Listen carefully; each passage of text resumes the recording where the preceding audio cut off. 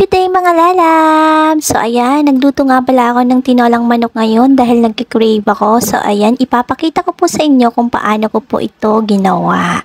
So ayan, let's go! So ayan mga lalabs, na-prepare na natin yung ating mga ingredients. So ayan, may manok na at saka ang sayote. Ayan, kompleto na lahat at ang pagluluto na lang ang gagawin natin. So ayan, sisimulan na natin mga lalabs ang pagluluto. Ayan, nagpainit na tayo ng mantika sa kawali at inuna na natin yung ating luya.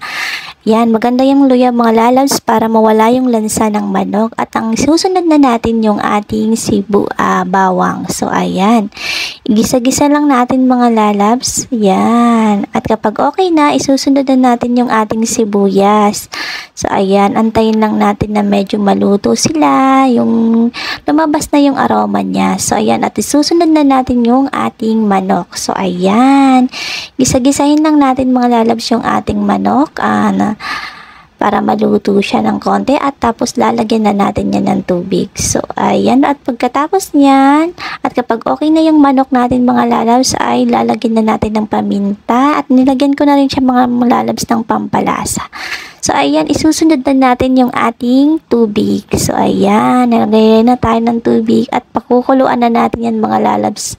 Ayan, tatakpan muna natin mga lalabs, siguro mga 15 minutes para antayin natin maluto yung manok. So ayan, naluto na siya mga lalabs yung manok at sinunod na natin yung ating sayote. So ayan, at pagkatapos niyan tatakpan ulit natin. So siguro mga 5 minutes mga lalabs ay luto na yung ating sayote. So ayan, takpan na natin. So ayan, after 5 minutes, so ayan, medyo malambot na mga lalabs yung sayote natin at isinusunod ko na ang Baguio beans natin. So ayan, nilagyan ko siya mga lalabs ng Baguio beans para maraming gulay at para mas masarap siya.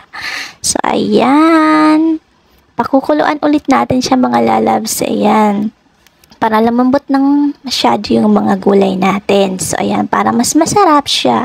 So ayan, at kapag okay na mga lalabs ay isusunod na natin ang ating dahon ng kangkong. Dahil wala akong daon ng sili or malunggay, yan, kangkong na lang mga lalabs yung nilagay ko.